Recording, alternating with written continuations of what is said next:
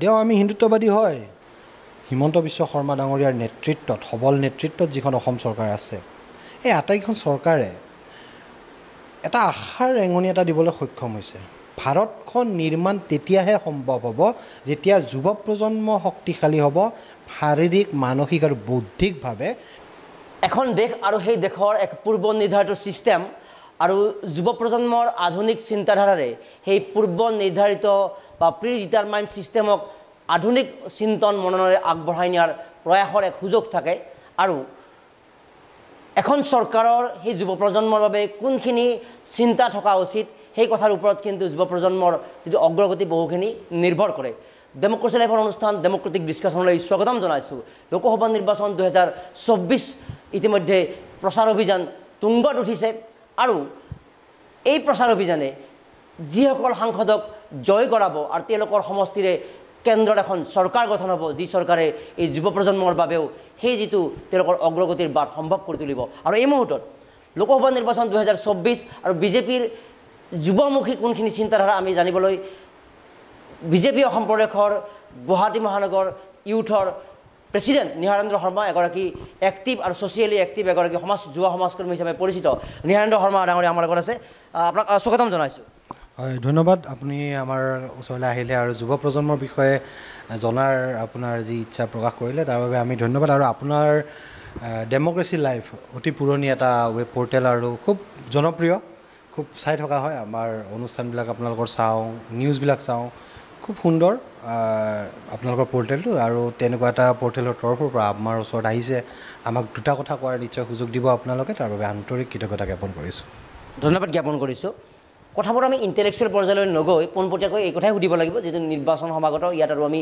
ইমান জটিল কৰিব নগৈ যে বিজেপিক ৰাইজে জিকাব লাগিব আপোনালোকৰ সেইটো হ'ল উদ্দেশ্য বা আপোনালোকে চৰকাৰ গঠনৰ বাবে ইতিমধ্যে প্ৰয়াস কৰি আছে বা যিটা প্ৰচাৰ কৰা হৈছে যে আপোনালোকৰ ইতিমধ্যে ইছবাৰ চাৰশপাৰ এতিয়া যুৱ প্ৰজন্মৰ বাবে বিজেপি কিয় ভাল হ'ব তেওঁলোকে ভোট দিবলৈ যাওঁতে তেওঁলোকৰ বাবে কোনখিনি উৎসাহ থাকিব বিজেপি সম্পৰ্কীয় চাওক যুৱ প্ৰজন্ম এইকাৰণে ভাৰতীয় জনতা পাৰ্টীৰ লগত আছে কাৰণ যুৱ প্ৰজন্মক ভাৰতীয় জনতা পাৰ্টীৰ নেতৃত্বাধীন যি চৰকাৰখনে 2014 চনৰ পৰাই নৰেন্দ্ৰ মোদী ডাঙৰীয়াৰ নেতৃত্বত যি চৰকাৰখন আছে আৰু বৰ্তমান অসমতো হিমন্ত বিশ্ব শৰ্মা ডাঙৰীয়াৰ নেতৃত্বত সবল নেতৃত্বত যিখন অসম চৰকাৰ আছে এই আটাইখন চৰকাৰে এটা আশাৰ ৰেঙনি এটা দিবলৈ সক্ষম হৈছে আপুনি আজিৰ পৰা 10 বছৰ আগত আপুনি যদি চাই 10 বছৰ আগৰ ভাৰতখন যদি চাই যুৱ প্ৰজন্ম হতাশাগ্ৰস্ত আছিলে নিবনুৱা হৈ পেলাই তেওঁলোকে জীৱিকাৰ ক্ষেত্ৰতে হওক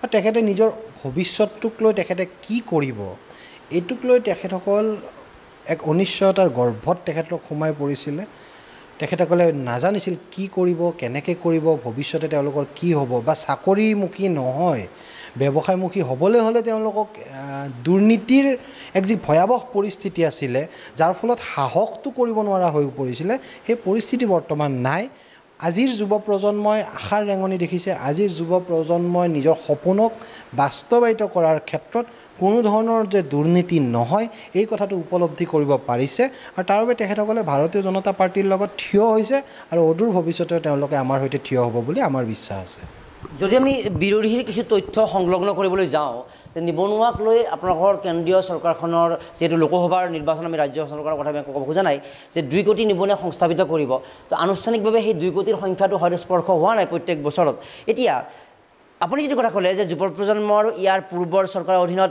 ভৱিষ্যত এটা সন্দিহান আছিলে সন্দিহান ভৱিষ্যত তেওঁলোকৰ সন্মুখত আছিলে এতিয়া বিজেপিক এইকাৰণে ভাল পাব লাগিব নেকি যে আপোনালোকে এনেকুৱা এটা ছিষ্টেম কৰিছে নেকি যে তেওঁলোকৰ দেশৰ যিটো ভৱিষ্যতৰ নিৰ্মাণ প্ৰক্ৰিয়া ভৱিষ্যতৰ আশাক লৈ আমাৰ নৱপ্ৰজন্ম বা যুৱ প্ৰজন্ম আগবাঢ়ি গৈ থাকিব লাগিব নেকি চাওক ভাৰতীয় জনতা পাৰ্টীয়ে কেৱল ৰাজনীতি কৰি থকা নাই অদূৰ ভৱিষ্যতে আমি এইটোৱে বিচাৰোঁ বা ভাৰতীয় জনতা পাৰ্টীৰ নেতৃত্বাধীন চৰকাৰখনে মাননীয় প্ৰধানমন্ত্ৰী নৰেন্দ্ৰ মোদী ডাঙৰীয়াৰ নেতৃত্বাধীন চৰকাৰখনে ডক্টৰ হিমন্ত বিশ্ব শৰ্মা ডাঙৰীয়াৰ নেতৃত্বাধীন অসম চৰকাৰখনে বিচাৰে যে অদূৰ ভৱিষ্যতে ভাৰতৰ প্ৰতিজন যুৱ প্ৰজন্ম অসমৰ প্ৰতিগৰাকী যুৱ প্ৰজন্ম যেন স্বচ্ছ হয় স্বাৱলম্বী যেন হয় কাইলৈ চৰকাৰ কি হয় শাসনত কোন থাকে সেইবোৰ চিন্তা কৰা নাই যেতিয়ালৈকে আজিৰ যুৱ প্ৰজন্মই নিজৰ ভৰিত থিয় হ'ব নোৱাৰে সেই তেতিয়া হয়তো ভাৰতবৰ্ষখন থিয় হ'ব নোৱাৰিব, আমাৰ সমাজখন থিয় হ'ব নোৱাৰিব আৰু ভাৰতখন নিৰ্মাণ তেতিয়াহে সম্ভৱ হ'ব যেতিয়া যুৱ প্ৰজন্ম শক্তিশালী হ'ব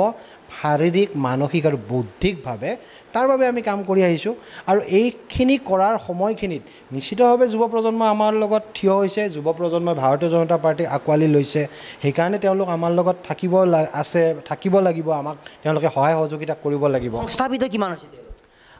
মূল তথ্যটো এতিয়া হয়তো আপোনালোকক এই নিৰ্বাচনৰ বতৰত দিয়াটো ঠিক নহ'ব, কিন্তু এটা কথাতেই কেৱল চাকৰি কিমানখিনি হৈছে সেইখিনি আপোনালোকে দেখিছে। কেৱল চাকৰিয়ে নহয়, স্বাৱলম্বনৰ ক্ষেত্ৰত, স্কিল ডেভেলপমেণ্টৰ ক্ষেত্ৰত, মেক ইন ইণ্ডিয়াৰ জৰিয়তে হওক, স্বাৱলম্বনৰ বিভিন্ন ধৰণৰ দক্ষতাৰ যি প্ৰশিক্ষণ হয় সেইবোৰ জৰিয়তে বিভিন্ন সময়ত লাখ লাখ যুৱ প্ৰজন্ম আজিৰ তাৰিখত সংস্থাপিত হৈছে আৰু অদূৰ ভৱিষ্যতেও বহু হ'বলৈ বাকী আছে। মই এইটো নকওঁ যে 100% হৈছে, সম্ভৱো নহয় ইমান কম সময়ত 100% কৰা, কিন্তু বহুতখিনি কৰিব লগা আছে আৰু বহুতখিনি কৰিছে। গতিকে ভাৰতীয় জনতা পাৰ্টিয়ে এইখিনি কাম কৰিব। অৰ্থাৎ নীতিন গাডকাৰীৰো এষাৰ মন্তব্য এইখিনি আমাৰ মনত পৰিছে। তেওঁ কৈছে যিটো ইনফ্ৰাষ্ট্ৰাকচাৰ ডেভেলপমেণ্ট হৈ আছে আৰু এই কথাটোৱে যিটো যোগাযোগ বা এই যিটো পৰিৱেশ সৃষ্টি কৰিব আৰু সেই কথাবিলাকে বিভিন্ন প্ৰান্তত এটা সংস্থাপনৰ সুযোগ কৰে। যদি এখন নৈ পাৰ হ'বলৈ এখন দলং নাছিলে, যদি নৈখন পাৰ হ'বলৈ দলংখন নিৰ্মাণ হয়, তেন্তে সেইটো মূললৈ যাবলৈ যিটো যাতায়াতৰ ক্ষেত্ৰত বাহন বা বিভিন্ন এটা সুবিধা আহি যায় আৰু এই প্ৰক্ৰিয়াবোৰৰ জৰিয়তেও ক'ৰবাত সেই যিটো আমাৰ তথাকথিত যিটো চৰকাৰী চাকৰিৰ কথা থাকে সেই বাইণ্ডিংছটো নাথাকি যে এটা নিবনুৱা সমস্যা সমাধানৰ বাবে এই ইনফ্ৰাষ্ট্ৰাকচাৰ ডেভেলপমেণ্টৰ জৰিয়তে বিভিন্ন ৱে মুকলি হ'ব পাৰে। নিশ্চয় ইনফ্ৰাষ্ট্ৰাকচাৰ লাগিব। চাওক, কৰ্ম সংস্কৃতিটো তেতিয়াহে হ'ব যেতিয়া ইনফ্ৰাষ্ট্ৰাকচাৰ ডেভেলপ হ'ব আৰু তাৰ বাবে চৰকাৰে কাম কৰি আছে। তাৰ বাবে আমাৰ চৰকাৰ দুয়োখন ৰাজ্য চৰকাৰ, কেন্দ্ৰ চৰকাৰ দুয়োখনে কাম কৰি আছে। যেতিয়া ইনফ্ৰাষ্ট্ৰাকচাৰ কমপ্লিট হ'ব, যেতিয়া সম্পূৰ্ণ হ'ব, তাত কোনে কাম কৰিব? তাত আমাৰ ল'ৰা ছোৱালীখিনিয়ে কাম কৰিব লাগিব। আমাৰ ল'ৰা ছোৱালীখিনি কৰ্ম সংস্কৃতিৰ প্ৰতি সকলোৱে ধাৱমান কেতিয়া হ'ব? কিছুমানে নিশ্চিতভাৱে যাৰ খেতিৰ মাটি আছে তেওঁলোকে খেতিত লাগিছে, যাৰ নিজৰ ব্যৱসায় আছে ব্যৱসায়ত লাগিছে। যিসকলৰ নাই তেওঁলোকে কি কৰিব? তেওঁলোকৰ বাবে ইনফ্ৰাষ্ট্ৰাকচাৰ বনাই দিয়াটো কিন্তু আমাৰে দায়িত্ব আৰু সেইটোৰ ওপৰতে গুৰুত্ব দিয়া হৈছে। আমি বিচাৰোঁ যে ইনফ্ৰাষ্ট্ৰাকচাৰ সম্পূৰ্ণ হ'ব, সম্পূৰ্ণৰূপে ইয়াত কোম্পানী, উদ্যোগ যি স্থাপন হ'ব সকলো স্থাপন হ'ব আৰু তাত আমাৰ ল'ৰা ছোৱালীয়ে কাম পাব। আমাৰ ল'ৰা ছোৱালীয়ে কাম পোৱাৰ ফলত তেওঁলোক স্বাৱলম্বী হ'ব আৰু আমাৰ ল'ৰা ছোৱালীবিলাক স্বাৱলম্বী হোৱাৰ ফলত তেওঁলোকৰ প্ৰত্যেকৰে পৰিয়ালত যিটো আমি ৰুটি কাপৰা মকান বুলি কওঁ, খাদ্য, বস্ত্ৰ আৰু ঘৰ তেওঁলোকৰ ঘৰত আহিব। এইটোৱে আমাৰ লক্ষ্য আছিলে, লক্ষ্য আছে আৰু লক্ষ্য থাকিব আৰু তাৰ বাবে ইনফ্ৰাষ্ট্ৰাকচাৰ হ'ব লাগিব, তাৰ বাবে উন্নয়ন হ'ব লাগিব আৰু এইটোতে আমাৰ চৰকাৰখনে কাম কৰি আছে। কিন্তু লোকসভা নিৰ্বাচন 2024 প্ৰচাৰ অভিযান ব্যাপক গতিত চলি আছে। আপুনি নিজে মহানগৰ ইউথৰ প্ৰেচিডেণ্টৰ গুৰুত্বপূৰ্ণ দায়িত্বত আছে, যুৱ সমাজ কমিটি কাম কৰি আছে। তো আপোনালোকৰ ইউথৰ অংশগ্ৰহণ কোনটো ইম্পৰ্টেঞ্চত ৰখা হৈছে আচলতে? যুৱ প্ৰজন্ম সকলো ক্ষেত্ৰতে আগত ৰখা হয়। এইবাৰো আগতে ৰখা হৈছে। 2014 চনতো চাব 65% যুৱ প্ৰজন্ম ভাৰতবৰ্ষত। গতিকে প্ৰতিটো সময়তে কেৱল নিৰ্বাচন বুলি নহয়, দলৰ ভাৰতীয় জনতা পাৰ্টিৰ সংগঠনৰ ক্ষেত্ৰতো যুৱ প্ৰজন্মৰ বাবে যুৱ মৰ্চাক সদায় আগত ৰখা হয়। বিভিন্ন ক্ষেত্ৰত আমি অগ্ৰণী ভূমিকা ল'ব লগা হয় আৰু এইবাৰো প্ৰতিটো ঘৰত, প্ৰতিটো চুকত কেনেধৰণে আমি যাব পাৰোঁ এই গোটেইখিনি দায়িত্ব কিন্তু আমাৰ হাতত আছে। আমি ভাৰতীয় জনতা যুৱ মৰ্চা কেৱল গুৱাহাটী মহানগৰ জিলাৰ নহয়, অসম প্ৰদেশৰ অধীনত থকা প্ৰত্যেকখন জিলাৰ প্ৰত্যেকটো মণ্ডলৰ আমি কাম কৰিম। আমাৰ বুথ বাহিনীসমূহে একেবাৰে বুথ লেভেলত গৈ প্ৰত্যেকটো ঘৰ, প্ৰত্যেকজন ব্যক্তিক স্পৰ্শ কৰাৰ চেষ্টা কৰিম। কিমান দূৰ আমি সফল হ'ব পাৰোঁ নাজানো। আমি প্ৰত্যেকজন ব্যক্তিক ইমানখিনি কম সময়ৰ ভিতৰত স্পৰ্শ কৰিব পাৰোঁ নে নোৱাৰোঁ নাজানো, কিন্তু আমাৰ চেষ্টা হ'ব প্ৰত্যেকটো পৰিয়ালক আমি স্পৰ্শ কৰা আৰু এইবাৰ আমি কৰিম এইখিনি কাম। আৰু আপোনালোকৰ বিজেপি সম্পৰ্কীয় যিখিনি অভিযোগ থাকে বা আপোনালোকৰ এটা দলীয় সংবিধান বা ইণ্টাৰনেল যিটো আপোনালোকৰ মেকানিজিম, সেইটো হ'ল যে হিন্দুত্বৰ লগতে আপোনালোকে বিভিন্ন ধৰণৰ কাম কাজ ক'ৰবাত বিতৰ্কিত হৈ যায় কথাবিলাক। তো সেই কথাটো যুৱ প্ৰজন্মৰখিনিয়ে কেতিয়াবা প্ৰতিবাদ কৰে নেকি যে আজিৰ দিনত হিন্দুত্ব এইবিলাক কথা নহয়, এনেকুৱা কথা? চাওক, বিৰোধীয়ে বিভিন্ন সময়ত কয় যে আমি হিন্দুত্ববাদী। আমি হিন্দুত্ববাদী হয়, নহয় বুলি আমি নকওঁ, আমি হিন্দুত্ববাদী হয়। এইকাৰণে আমি হিন্দুত্ববাদী, কাৰণ আমি কোনো ধৰ্মৰ কথা নকওঁ।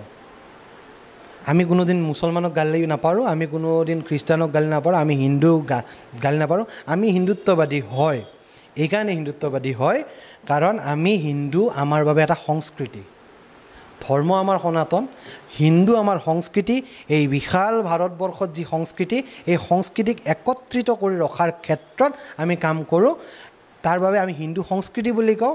আমাৰ বিৰোধীসকলে সেইটোকে আমাৰ মৰমৰ হিন্দু ভাইসকলক, যাক সনাতনী ভাইসকলক হওক, ইছলাম ধৰ্মৰ মুছলমান ভাইসকলক হওক, ভনীসকলক হওক, খ্ৰীষ্টান বা আন আন ধৰ্মৰ উপাসনাৰ যি ভাই ভনীসকল আছে, তেওঁলোকক বিপথে পৰিচালিত কৰিবৰ বাবে দেখে যে যেতিয়া প্ৰতিটো জাতি ধৰ্ম বৰ্ণ নিৰ্বিশেষে ভাৰতীয় জনতা পাৰ্টীৰ লগত থিয় হোৱা দেখা পায়, তেতিয়া আমাক সাম্প্ৰদায়িক বুলি গালি পাৰে।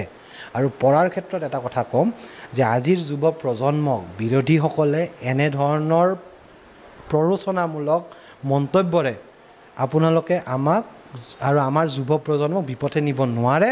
কাৰণ আজিৰ যুৱ প্ৰজন্ম সজাগ, আজিৰ যুৱ প্ৰজন্ম অধ্যয়ন কৰে, আৰু অধ্যয়ন কৰিব লগা হ'লে তেওঁলোকে জানিব লাগিব যে কোনটো কি হয়। গতিকে অধ্যয়ন কৰিব লগা হ'লে তেওঁলোকে বিৰোধীয়ে কি কৈছে বা আমি কি কৈছোঁ সেইটো বেলেগ বেলেগকৈ ৰাখি অধ্যয়ন কৰে, নিৰপেক্ষভাৱে অধ্যয়ন কৰে। আৰু যিয়ে নিৰপেক্ষভাৱে অধ্যয়ন কৰিব তেওঁলোকে ভাৰতীয় জনতা পাৰ্টীৰ দৰ্শনটো নিজে নিজে বুজি পাব। বিৰোধীয়ে তাত হিন্দুত্ববাদী বুলি কৈ মন্তব্য কৰাৰ একো দৰকাৰ নাই। আৰু এটা কথা মই ক'ম যে সাম্প্ৰদায়িক সেইসকলেহে শব্দটো বেছি ব্যৱহাৰ কৰে যি প্ৰকৃততে সাম্প্ৰদায়িক। আৰু এটা কথা যে নিৰ্বাচন অহাৰ লগে লগে কি যুৱ প্ৰজন্ম সকলো নিৰ্দিষ্টভাৱে সেই মেকানিজমটোত সোমাই চৰকাৰখনক জয় কৰি আনিব লাগে। এতিয়া আমি গুৱাহাটী লোকসভা সমষ্টিৰ কথা চাবলৈ যাওঁ, তেতিয়াহ'লে বিজুলী কলিতা মেধি আপোনালোকৰ প্ৰাৰ্থী, বা তেনেকৈ 14টা লোকসভা সমষ্টি থাকে ভিন্ন কেণ্ডিডেট।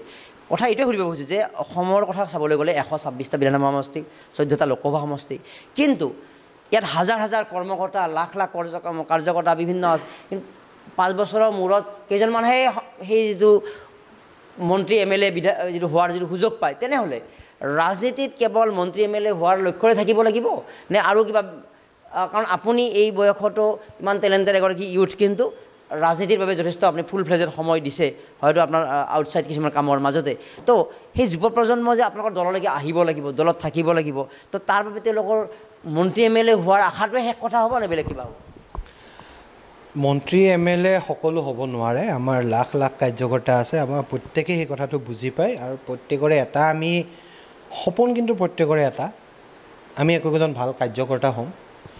সপোন প্ৰত্যেকৰে এটা যে আমি এনেকুৱা এখন অসম বিচাৰোঁ, আমি এনেকুৱা এখন ভাৰত বিচাৰোঁ য'ত আমাৰ ভৱিষ্যতৰ প্ৰজন্মই মুকলিকৈ উশাহ ল'ব পাৰে, য'ত আমাৰ সংস্কৃতি, বিশাল ভাৰতীয় সভ্যতা, বিশাল ভাৰতীয় হিন্দু সংস্কৃতি, মই আকৌ এবাৰ কৈছোঁ হিন্দু ধৰ্ম নহয় সংস্কৃতিৰ কথা কৈ আছোঁ, এই বিশাল সংস্কৃতি যেন অটুট থাকে, এই আটাইখিনি যেন আমাৰ যি অস্তিত্ব, এই অস্তিত্বৰ যাতে কেতিয়াও সংকটত নভোগে তেনেকুৱা এখন ভাৰতবৰ্ষ আমি বিচাৰোঁ। আৰু সেইবাবে আমি ভাৰতীয় জনতা পাৰ্টীৰ একোগৰাকী কাৰ্যকৰ্তা হিচাপে নিষ্ঠাৰে কাম কৰি আছোঁ। আৰু প্ৰত্যেকজন কাৰ্যকৰ্তাই কৰি আছে। মন্ত্ৰী বিধায়ক যিসকল হৈছে তেওঁলোকৰ আমাৰে মাজৰ কাৰ্যকৰ্তা, আৰু আমি সদায় তেখেতসকলৰ লগত থিয় হ'ম। আজি বিজুলী বাইদেউ আমাৰ গুৱাহাটী মহানগৰ জিলাৰ পৰা ক্ষমা কৰিব, গুৱাহাটী লোকসভা সমষ্টিৰ পৰা তেখেতক প্ৰতিনিধিত্ব কৰিবলৈ আমি আগবঢ়াই দিছোঁ। তেওঁ কোন? তেওঁ বহুত বছৰ ধৰি আমাৰ মাজৰে এজন কাৰ্যকৰ্তা, নিষ্ঠাৰে কাম কৰি থকা, সদায় প্ৰচাৰ বিমুখ হৈ কাম কৰি আছিল। তাৰে মাজৰে তেখেতক আমাৰ তৰফৰ পৰা নিৰ্বাচন কৰা হ'ল। আৰু আমাৰ তেনেকৈ হাজাৰ হাজাৰ কাৰ্যকৰ্তা আছে যিয়ে কোনো ধৰণৰ স্বাৰ্থ মনত নাৰাখি, ব্যক্তিগত স্বাৰ্থ মনত নাৰাখি তেওঁলোকে দলৰ হৈ কাম কৰি আছে, সমাজখনৰ হৈ কাম কৰি আছে, আৰু দেশৰ হৈ কাম কৰি আছে আৰু কৰি যাব। আৰু যিহেতু ভাৰতীয় জনতা পাৰ্টীৰ মূল মন্ত্ৰই হৈছে nation first, party second, self last. আমি নিজক, ব্যক্তি স্বাৰ্থক আমি সকলোতকৈ শেষত স্থান দিওঁ, আৰু এইটো কৰি আমি আগবাঢ়ি গৈ থাকিম। আমি সামৰণিলৈ আহিম। ভালেকেইটা প্ৰশ্নৰ গুৰুত্বপূৰ্ণ উত্তৰ দিলে আপুনি। নেতৃত্বৰ দক্ষতাই এটা অঞ্চল বা এখন ৰাজ্য দেশক আগুৱাই লৈ যাব পাৰে, যিটো কথা আপোনালোকে বিভিন্ন সময়ত কৈ আহিছে যে মোদী ব্ৰেণ্ডৰ জৰিয়তে দেশখন আগুৱাই গৈছে, এইটো আপোনালোকৰ বক্তব্য।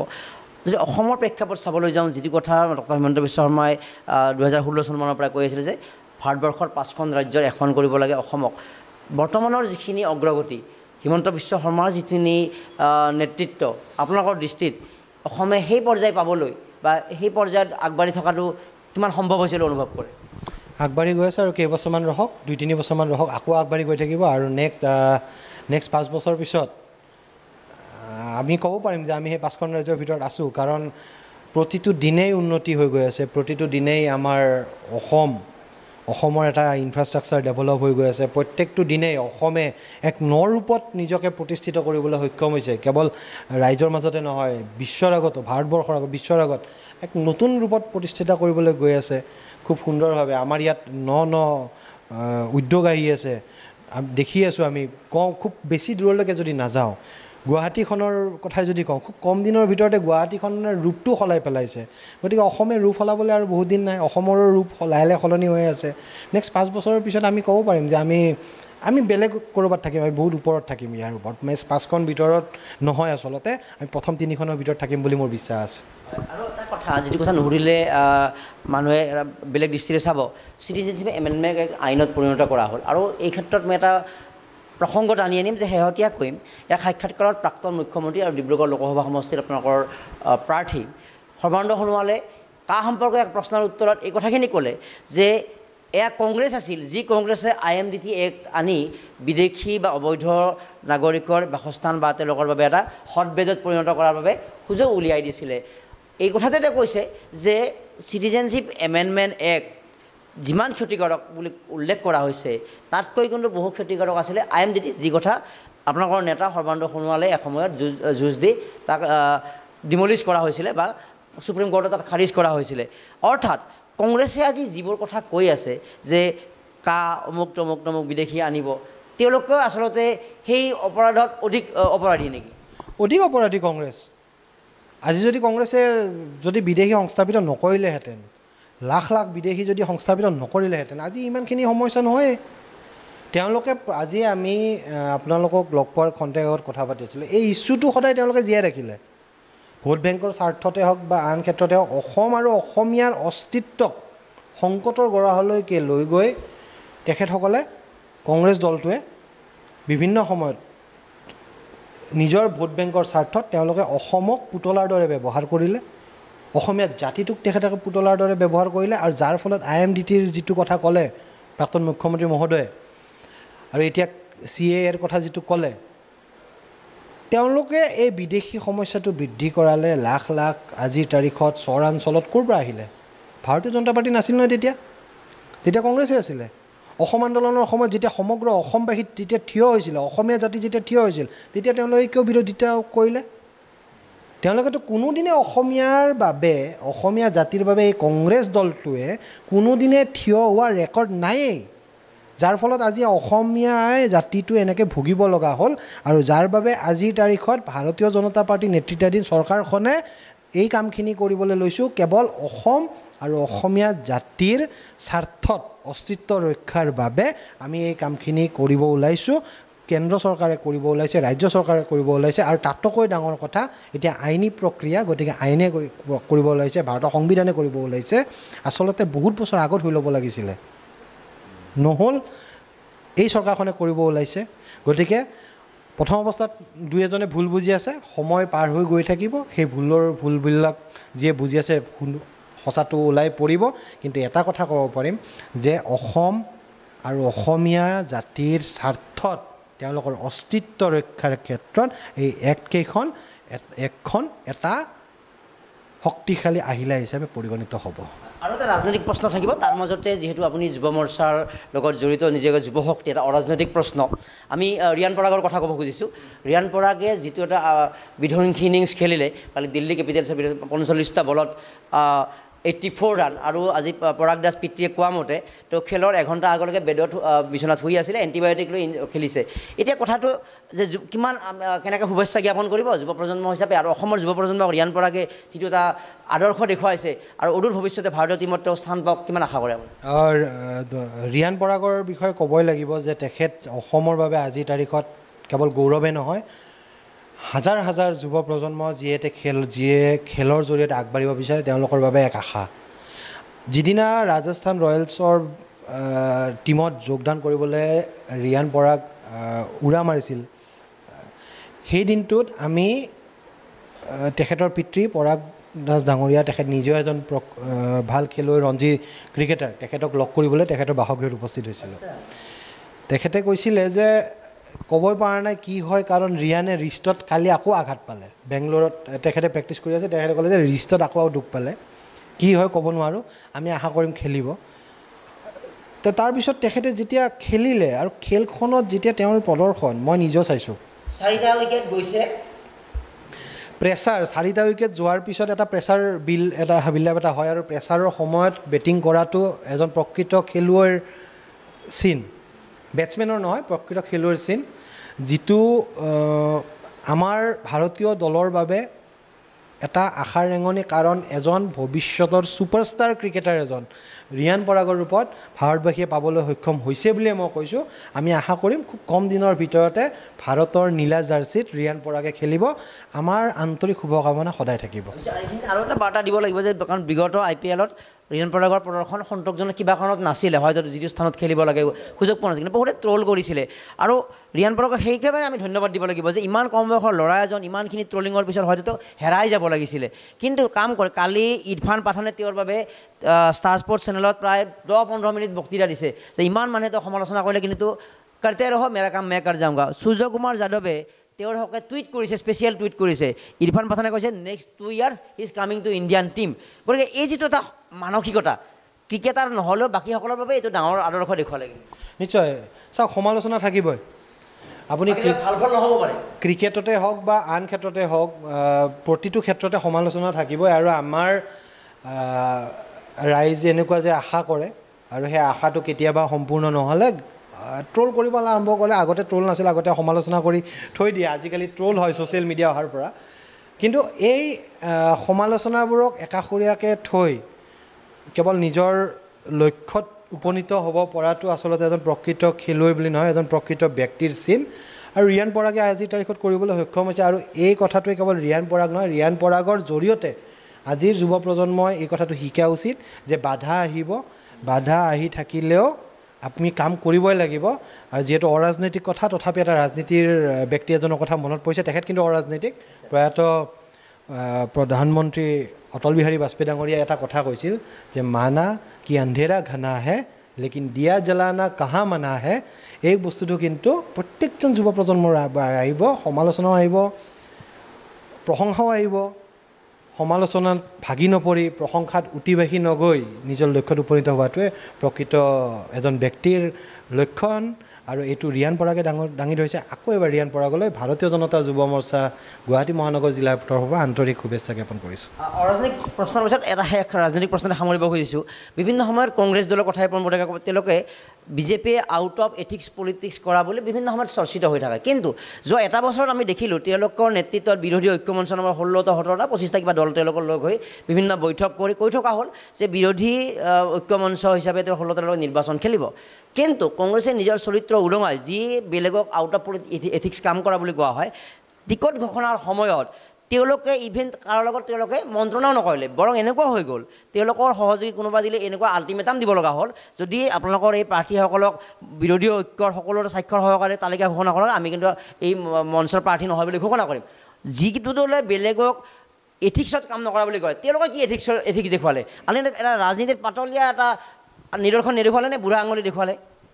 চাওক, তেখেতসকলে যিটো মহাজোঁট বনাইছিলে, জহাজোঁট বন্ধন, আচলতে আমিতো এইটো মহাজোঁট বুলি কওঁ, মহাজোঁট নহয় মহাজোঁট। য'ত ব্যক্তিগত স্বাৰ্থ থাকিব তাত কেতিয়াও মিত্ৰতা আৰু একতা আহিব নোৱাৰে। একতা তেতিয়া আহিব য'ত ব্যক্তিগত স্বাৰ্থ নাথাকে। তেওঁলোকে কেইটা কৈছিলে, 11টা দল কৈছিলে নেকি, 16টামান দল, 16-11টা দল কৈছিলে। প্ৰত্যেকজনে তেওঁলোকে মুখ্যমন্ত্ৰী হ'ব বিচাৰে, প্ৰত্যেকজনে তেওঁলোকে প্ৰধানমন্ত্ৰী হ'ব বিচাৰে, প্ৰত্যেকজনে নেতা হ'ব বিচাৰে। আৰু তেনেকুৱা ব্যক্তিয়ে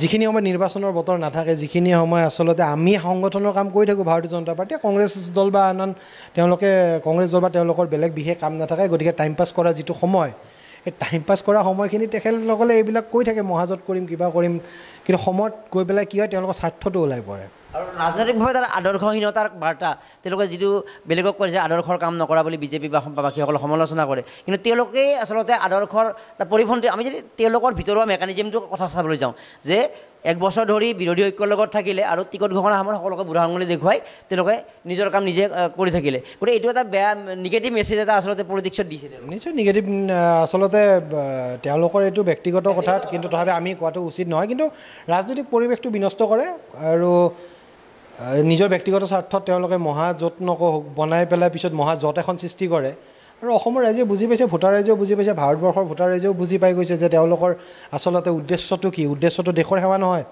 জনগণৰ সেৱা নহয় তেওঁলোকৰ উদ্দেশ্য হৈছে প্ৰথমতে নিজে বহি ল'ম চকীখনত তাৰপিছত নিজৰ ল'ৰা নিজৰ ছোৱালী নিজৰ ভতিজা ভাগিন এইবিলাকৰ কাৰণে এটা সংস্থাপন ভাল শব্দ এটা ওলালে যে সংস্থাপন দিব বিচাৰে ৰাজনৈতিক সংস্থাপন দিব বিচাৰে বাকী দেশৰ জনগণ ৰাইজ য'তেই আছে ত'তেই থাকক দুখীয়া হৈ থাকক আমাৰ ল'ৰা ছোৱালীকেইটা ঠিক হ'বলৈ এয়া হৈছে কংগ্ৰেছ আৰু বিৰোধী পক্ষৰ মূল উদ্দেশ্য ভাৰতবৰ্ষৰ ভোটাৰ ৰাইজে এইটো বুজি পাই গৈছে নেশ্যন ফাৰ্ষ্ট পাৰ্টি ছেকেণ্ড আৰু চেল্ফ প্লাছ ইতিমধ্যে আপুনি কৈছে তথাপিতো নিহাৰেন্দ্ৰ শৰ্মা আজি এতিয়া গুৱাহাটী মহানগৰ মৰ্চাৰ যুৱ মৰ্চাৰ প্ৰেচিডেণ্ট পদত তো ভৱিষ্যত এটা যিটো পলিটিকেল পথ এটা থাকে নহয় নিজৰ চিন্তা এটা চাওক দাদা আজিৰ পৰা 15 বছৰ আগত ৰাজনৈতিক কেৰিয়াৰটো আৰম্ভ কৰিছিলোঁ ভাৰতীয় জনতা পাৰ্টিতে তাৰ আগত ছাত্ৰ ৰাজনীতিত আছিলোঁ কেতিয়াও এইটো মই যদি এইটো কওঁ যে মই একো হ'ব নিবিচাৰোঁ তেতিয়া হয়তো ভুল কোৱা হ'ব কিন্তু এইটোও সঁচা কথা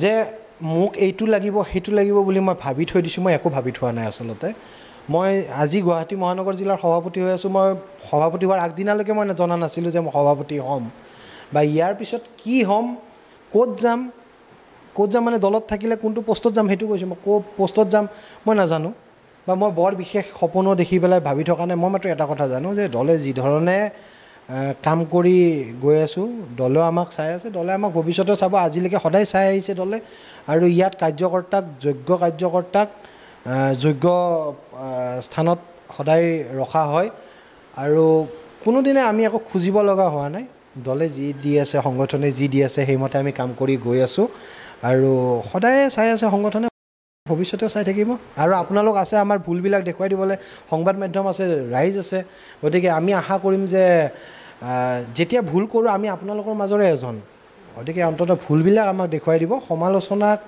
গঠনমূলকভাৱে আমি ল'ব শিকিব লাগিব শিকি আছোঁ গতিকে আপোনালোকে যদি কেতিয়াবা কিবা মাৰ্গদৰ্শন দিব বিচাৰে কেতিয়াবা ভুল যদি কৰিছোঁ নিজৰ ঘৰৰ ল'ৰা বুলি ভাই বুলি বন্ধু বুলি আপোনালোকে দেখুৱাই দিব সেইখিনি আৰু আপোনালোকৰ যিখিনি সৈনিক আছে তেওঁলোকৰ প্ৰতি বাৰ্তা মেছেজ আমাৰ কাৰ্যকৰ্তা মোৰ ভাই ভনীসকলৰ কাৰণে এইটোৱে ক'ম যে প্ৰতিটো সময়তে আপোনালোকে আমাৰ সৈতে থিয় দি আছে আৰু যাৰ ফলত সংগঠনটো শক্তিশালী হৈ গৈ আছে আৰু অনাগত সময়তো আপোনালোকৰ সহায় সহযোগিতা আৰু সাহস আমাক লাগিব আৰু আজিৰ তাৰিখত সংগঠনটো যে ইমান শক্তিশালী তাৰ বাবে আমাৰ প্ৰত্যেকগৰাকী কাৰ্যকৰ্তাই ইমান কষ্ট কৰিছে আচলতে যদি মই আপোনাৰ তেখেতসকলক মুখেৰে কৃতজ্ঞতা দিলোঁ বুলি কওঁ তেওঁলোকৰ কষ্ট হয়তো অকণমান মানটো তলত কৰাহে হ'ব অপমান কৰাহে হ'ব কাৰণ তেওঁলোকৰ যিমান কষ্ট আৰু ত্যাগ তাক ভাষাৰে কৃতজ্ঞতা দিয়াৰ সাহস দুঃসাহস মোৰ নাই গতিকে কাৰ্যকৰ্তাসকলক ধন্যবাদ দিছোঁ আমাৰ সমৰ্থকসকলক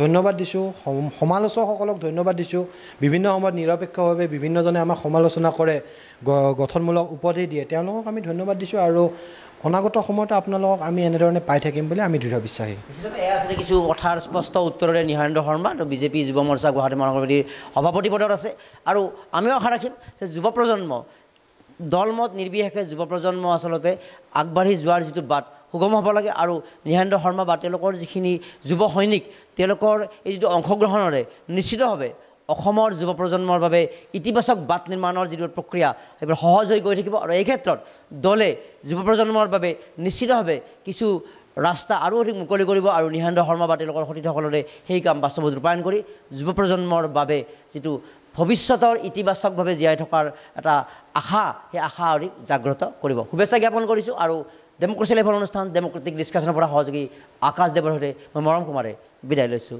ধন্যবাদ